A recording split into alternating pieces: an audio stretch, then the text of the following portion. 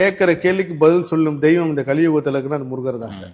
என்ன கேட்டாலும் கொடுப்பாருங்க சார். இப்ப நான் ஒரு 2 போட்டோ உங்களுக்கு போறேன். ஒரு மாலை, அழகான ஒரு மல்லி மாலை. எப்பயுமே நான் வந்து பொதுவாகவே கொடுக்குற மாலையிலே பக்தர்களுக்கு கொடுத்துட்றேன். ஆனா என் மனசுக்குள்ளேயும் அல்பமான மனசு ஒண்ணு இருக்குல்ல. ஆனா அதை தாண்டி முருகர் கழுத்துல ஒரு மாலை சூப்பரா இருக்கு முருகன், எனக்கு கொடுக்குறியா முருகான்னு கேட்கறாங்க சார்.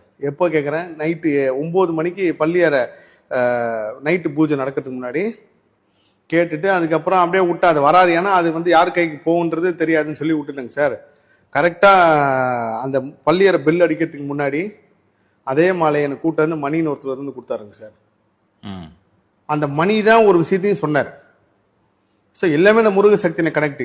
அதே மாதிரி ஒரு மாம்பழம் வந்து நம்ம முருகேசன் ஐயா பத்தி பேசும்போது சொல்றேன். அந்த பழனி வேலைன்னு சொன்ன ஒரு மாம்பழம் கொடுக்குறேன். அந்த மாம்பழத்தை போய் முருகர் கொடுக்குறது, முருகர் பாத்துல வைங்கன்ட்டு கொடுத்த மாம்பழம் 2 மணி நேரம் கழிச்சு சுத்தி என் கைக்கே திரும்ப வந்துருச்சு.